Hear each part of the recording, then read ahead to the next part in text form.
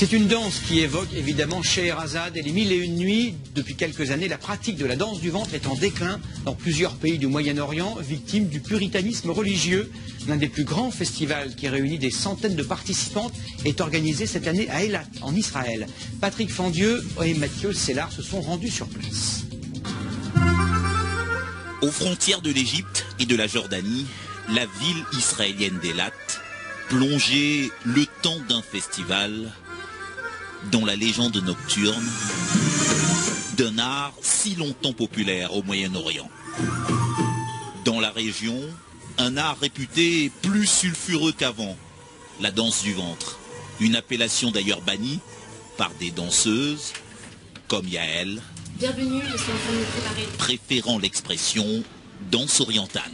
Danse du ventre, c'est un terme très péjoratif pour nous, les danseuses orientales. Pourquoi? Parce que ça date de l'époque de Napoléon Bonaparte, lorsqu'il était en Égypte, pour désigner les danseuses qui servaient un peu plutôt de prostituées. On est dans une version très moderne, donc du coup, on n'est pas dans les mille et une nuits. Toute prête?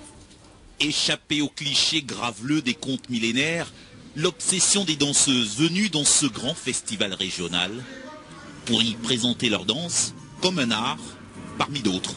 On prépare les différentes articulations et ensuite un peu de cardio pour augmenter le rythme cardiaque et du coup être prête à tout de suite envoyer suffisamment d'énergie sur scène.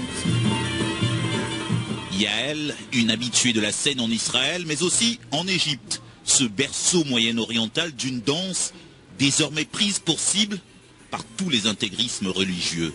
Quand on va en Égypte en tant que danseuse, c'est jamais très bon de le crier sur tous les toits. De toute façon, c'est les religieux qui veulent faire disparaître les danses orientales. C'est pas les gens modernes ou laïques. Hein. C'est vraiment les religieux, comme dans tous les pays. En Israël aussi, bien sûr, la danse orientale est très mal vue par les religieux. Professeur de danse venu également de France, Mayodi, un des rares hommes du circuit, lui aussi témoin de la montée de ce puritanisme religieux et des moyens pour s'y adapter. Je suis allé en Égypte l'année dernière, j'ai été invité à un mariage, les femmes portaient des voiles, mais elles dansaient quand même orientales. Donc c'est quelque part, il y a juste, je dirais, le costume qui change. De quoi garder foi en l'avenir d'une danse ayant déjà vécu au fil des siècles 1001 vies.